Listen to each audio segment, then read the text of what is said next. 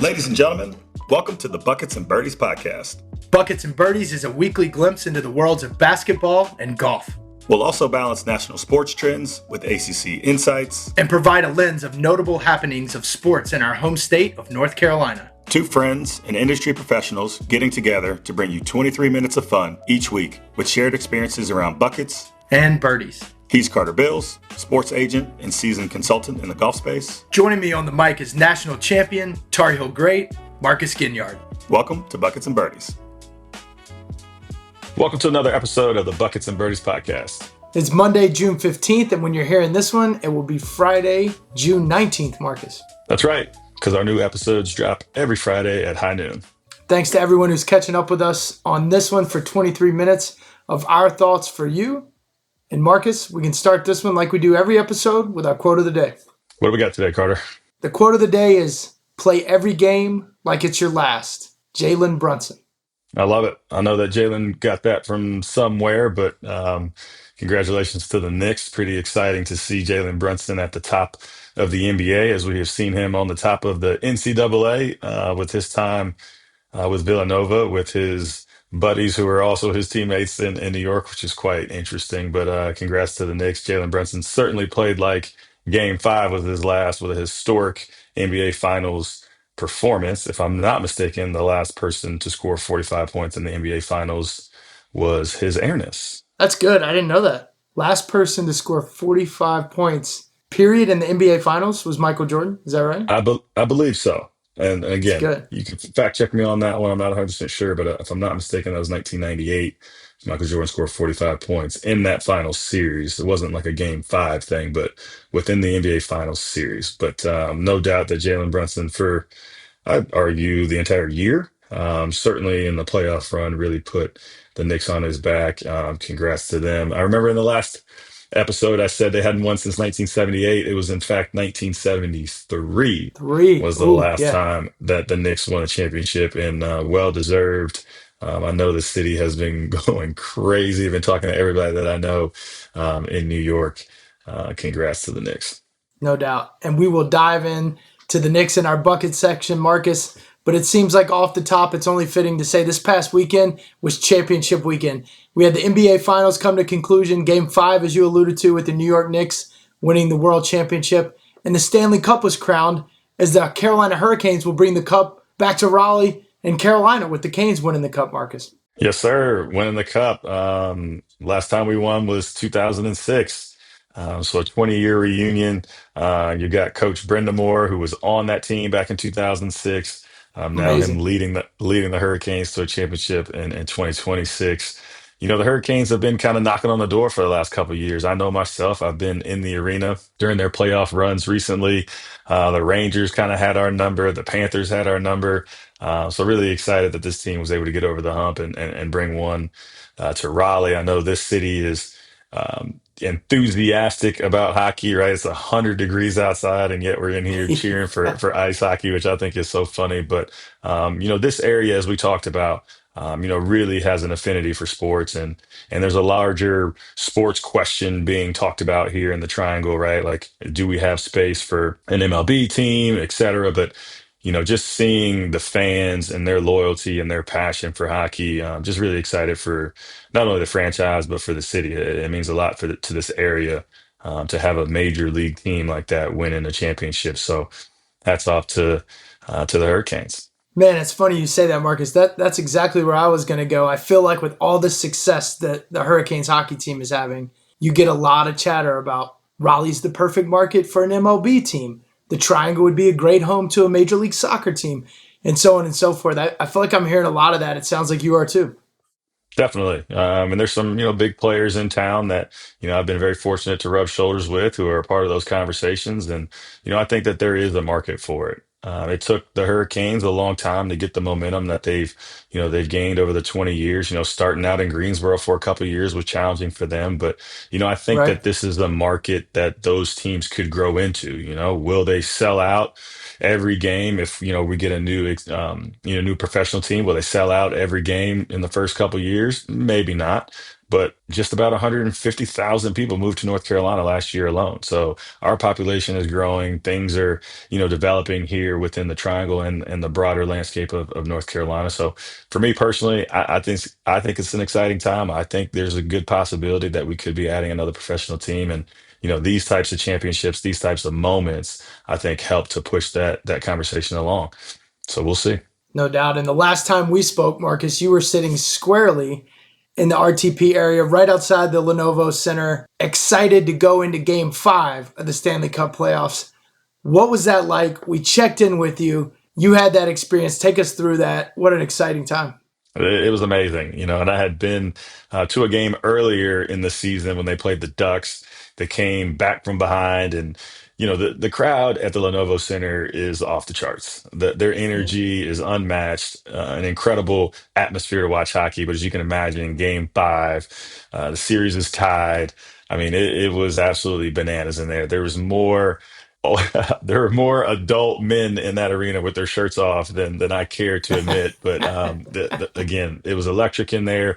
I got to sit very close to the goal that we shot on twice, so I got to see a bunch of goals, which was great. But again, man, just absolutely electric in the building. The fans there truly create an energy that I don't think that you're going to find in many other places. Certainly not more energy, maybe equal energy, but not more energy. So we're really excited to have been a part of that Stanley Cup run in that regard, just being in the building, being able to cheer. Still got my Game 5 towel that I'll keep as a little keepsake from this run, but awesome energy inside and outside of Lenovo Center. By the way, there's a ton of people outside of Lenovo Center, which is really cool. And one of my favorite moments actually from this game, I'm walking out of the arena, walking back to my car, and who do I bump into? Boom, Governor Stein.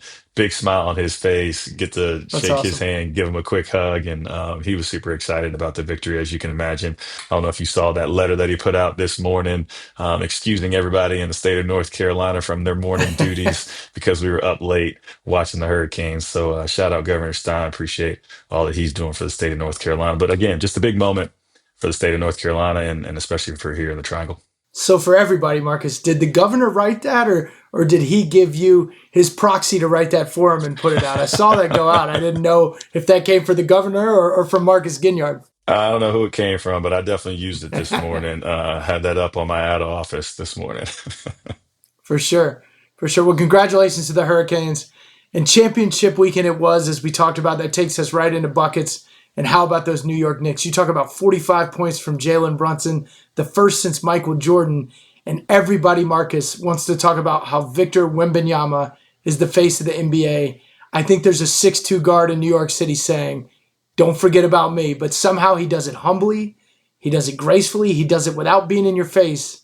But he does it with a lot of grit, a lot of know-how, a lot of stick-to-itiveness, a lot of winning attitude. And I'll be darned if they didn't win in 5. This guy said Knicks in 7. This guy said Knicks in 6. Jalen Brunson said Knicks in 5. And New York City was alive. Wow. What a win for New York. Very cool to watch this all unfold the way that it did.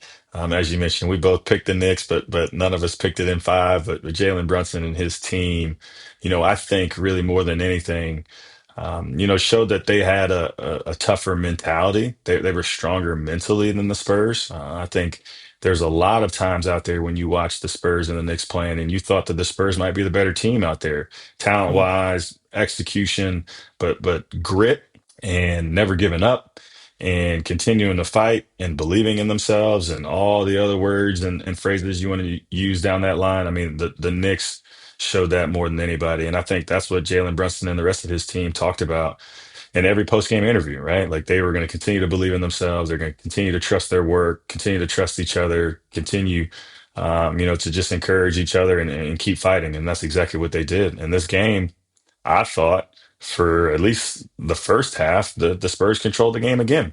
It They looked to me did. like they had control of the game, and yet the Knicks just kept knocking on the door, kept knocking on the door. Maybe wore the Spurs down. I don't know, but ultimately, for me, I thought that the Knicks just had a tougher mentality. I mean, they started the game 1 for 10. I think it wasn't until the end of the third quarter, if I'm not mistaken, that they got their first bench points. I mean, Right. like when you look around, you're like, man, the Spurs are absolutely controlling this game. But again, hats off to the Knicks. They did not give up. They continue to fight, and they earned to be on top of the NBA. So, Marcus, Jalen Brunson was asked in his post-championship interview, how do you describe this Knicks team in a word? And I thought maybe he'd say toughness, to the point you and I were making. He said, believe. And you made that point as well. Every single Knick in their post-game press conference seemed to reference the belief, the togetherness that team had. And I think that can't be undervalued. Wembanyama may be the most talented player in the world. Castle and Harper may be the backcourt that you want to roll the ball out to and let it go. But there's something to be said about the togetherness and the belief of this team. You know that better than anybody. Talk about championship basketball, not just making a championship, but winning a championship from experience at the next level, from doing it at the highest level in college basketball. Certainly the Jalen Brunson and the New York Wildcats, if we will, the Villanova Knicks, have that experience of playing together for a long time. That matters, doesn't it? It absolutely does. And just to touch on a couple of things you said, one, I'm excited about the Spurs and their young core and what that's going to look like as they move forward. I hope that those guys get to stay together. Obviously, the business of basketball will have its hand in those decisions, but hopefully that young core stays together because I think they have an incredible runway ahead of them to be a great team year after year. Two, yes, belief is that word. And I would have also thought resilient or to Jalen Brunson's point, confident, right?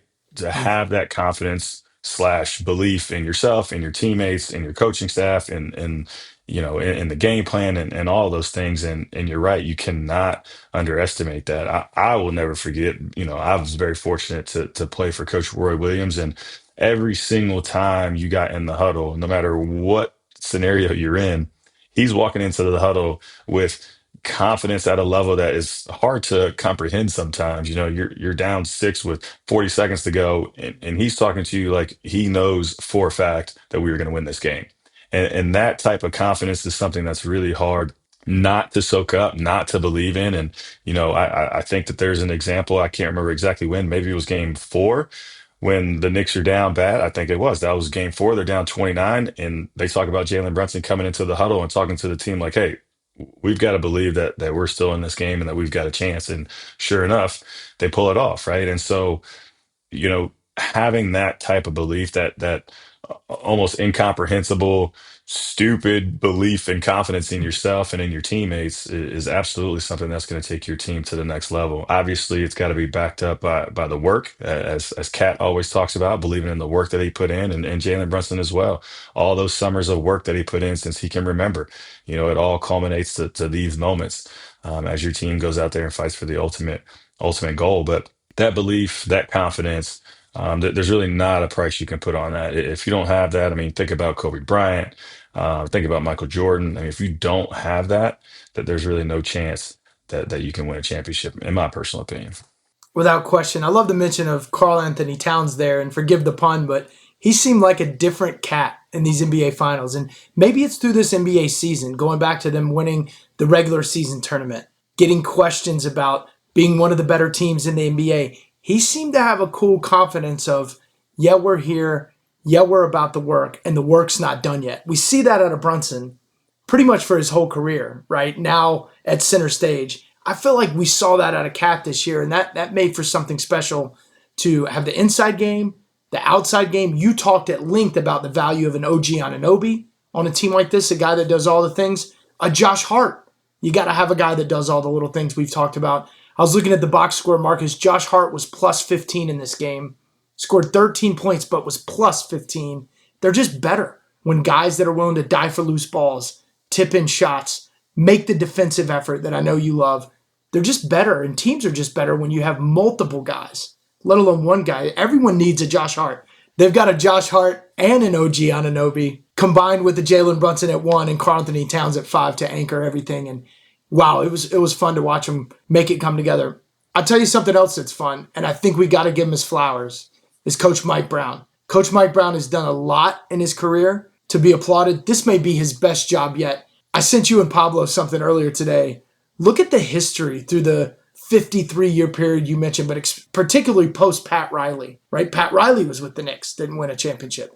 Jeff Van Gundy, tons of great years with the New York Knicks, didn't win a championship. Mike D'Antoni, Larry Brown, Derek Fisher, tons of championship pedigree. It goes on and on. Tom Thibodeau did a fine job. Fine wasn't good enough. Kudos to Mike Brown for coming in and getting it done and helping the Larry O'Brien Trophy come back to Madison Square Garden. Definitely, definitely got to give him a huge round of applause. And I'll start with Cat, right?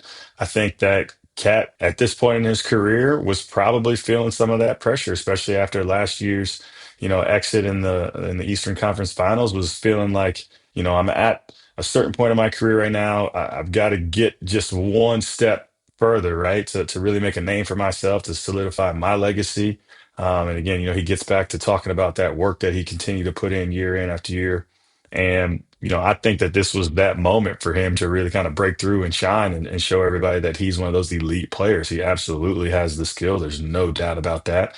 So really excited that he got to a place that helped support him in that, right? Jalen Brunson talked about getting to New York a couple of years ago and the reason that he came and, taking the pay cut, et cetera, et cetera. Like all those pieces came together because everybody there had a similar goal, right? Everybody was on the same page to win a championship. You talked about guys like Hart and Anunoby and Alvarado and Shamit. I mean, Clarkson, go down the line. Everybody was willing to accept their role, to believe in the broader good, to have confidence that everybody was going to execute their own role to the best of their ability. And, that's everything that you always hear about with the championship team. And then with Coach Brown, gosh, couldn't be happier for him. I don't know Coach Brown, but know a lot of people that have been in his organizations or around him as a coach. And I only hear great things about him. And so really just happy for him. He's had a tough go at it the last couple of years, kind of getting bounced around. And, you mentioned that fine isn't good enough. I thought he did a pretty good job at, all his other stops. And a lot of times, Right. upper management may not have agreed or thought that they needed to move on. And so, glad that he found a spot and was able to find this type of success because, for all I know, he's a fantastic coach, fantastic human, and I always want those types of people to win. And so a good person and a good coach, finally gets recognition and gets to hold that championship trophy like he deserves. Well, congratulations to Mike Brown. Congratulations to Spike Lee, who doesn't miss a game. To Patrick Ewing and John Starks and Charlie Ward and Allen Houston and Larry Johnson, Marcus, all the guys in between. It was fun to watch them turn out and feel a part of this one, almost like a college family like Carolina basketball would turn out when your Tar Heels go to the Final Four. It felt like that watching these Knicks. So congratulations to all of them. It felt like they all won, and all the way to seeing Patrick Ewing hold the Larry O'Brien Trophy for a moment. Pretty special for that organization and all that care. Yeah, congrats to everybody in the organization. And, you may have seen, I posted a couple days ago, that brief stint that I had, playing for that organization, playing for their That's G League right. team. Felt very fortunate to get a call from Allen Houston to ask me to come play for that team in their inaugural season, but didn't get to interact with a bunch of, with too many folks in the organization, the upper organization, but certainly, very proud to say that I was a part of that organization even for a couple of months, even though it was just a G League team.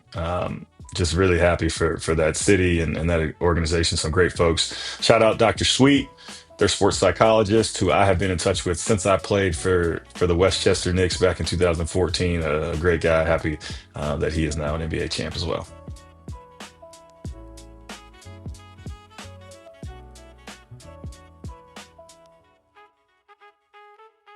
All right, Carter, as we transition from buckets to birdies, you know the game, Nets and Jackets. I give you a year, you tell me the NBA champion and the US Open champion. This year, let me explain. I'm going to tell you. Josh Hart, I'm a big wine fan. Again, shout Right? out to the Knicks for winning the championship. Josh Hart had a bottle of 1995 DRC La Tâche, Domaine de la Romanée Conti La Tâche, 1995, which I think is just awesome. I have never had this myself, but know that this is a lovely bottle of wine. Hopefully, we get to talk to Josh Hart on the Wine Podcast. We'll figure that out in a little bit. But Right. your year is 1995. Give me the NBA champ and the US golf champion in 1995. All right. Wow. I'm just glad, Marcus, I don't have to repronounce that wine. I will leave that to you, but it sounds fabulous. 1995, his airness was playing baseball. He had just come back, right, off the year and a half hiatus. So I believe the Orlando Magic made it through the East, and Hakeem the Dream Olajuwon, our Tar Heel Kenny the Jet Smith, and the Houston Rockets won their second of two in a row for the NBA championship in 95. Yes, sir. Correct. And for the U.S. Open in 1995, I'm going to go with Paul Azinger. Corey Pavin. Corey Pavin. Pavin, excuse me. Pavin, Corey excuse Pavin. me, Mr. Pavin. And Mr. what I Pavin. think what you may find interesting is that this 1995 U.S. Open was the 95th U.S. Open, and it was played at Shinnecock Hills Golf Club. Oh, come on. Great pick. Great pick. I should have done my homework a little better. Well, speaking of great picks, that takes us right into golf, Marcus. It's U.S. Open week. We are at major championship week again. I know one of our favorite weeks of the year is when we get to sit down and spend some time together in Augusta. Now we're at U.S. Open. To your point, they're going back to Shinnecock. What are you seeing on the golf scene, Marcus? Who do you like to win the U.S. Open here in 2026 as the USGA goes back to Shinnecock? Carter, I'm going to stick with my guy, Victor Hovland. I haven't seen Okay. him win recently. Please forgive me if I'm wrong, but I know Yep. that he's always going to be in the mix. I just like his demeanor. I know he's got it in him. I've seen him in some high stress situations perform very well. And I got to stick with my guy. That's my guy. I'm sticking with him, Victor Hovland. I like it. His game's trending in the right direction. It's a great pick. He played pretty well up in Canada, TPC Toronto this past weekend at the RBC Canadian Open. So Victor Hovland's a good pick. I like it. All right, Carter, you're the golf professional here. You tell me who you've got and why you think they're a good candidate to win the US Open. You know I have a tough time picking. I like so many guys. We talked a little bit last time. I think we're primed for this Rory McIlroy, Scotty Scheffler duel. Marcus is two of the best in the game, two of the best in the history of the game that are really in prime right now and making for great golf and great television and great theater. So I look for Rory and Scotty. I look for the amateurs, as I mentioned last time. Ben James played great in Toronto, who we talked about. I look for Jackson Koiven to really set the world on fire. And my dark horse amateur, Logan Riley, who made the putt to win the NCAA championship that we talked about. But I'll give you another one that we didn't talk about, another dark horse. My pick finished fifth at Shinnecock at the U.S. Open when it was last there in 2018. We know Brooks Koepka won it. He'll be back. He'll be threatening. He'll be marching. But I'm going to pick Patrick Reed. Patrick's sort of quietly regaining his stature on the PGA Tour as he phases out of the post-live world on the DP World and making his way back to the PGA Tour. Patrick's been up there for more than a week. He hasn't been playing every week like a lot of these guys. I know Patrick's got a place up there. Patrick is getting comfortable at Shinnecock. Patrick likes Shinnecock, and he's been practicing. He's got something to prove, and Patrick Reed on a mission is tough to beat. So I like Patrick Reed. Watch out for him. I like that. Thanks for joining us for another episode of the Buckets and Birdies podcast. That's 23 minutes of our thoughts for you. For Marcus Ginyard, I'm Carter Bills. We'll catch you next time.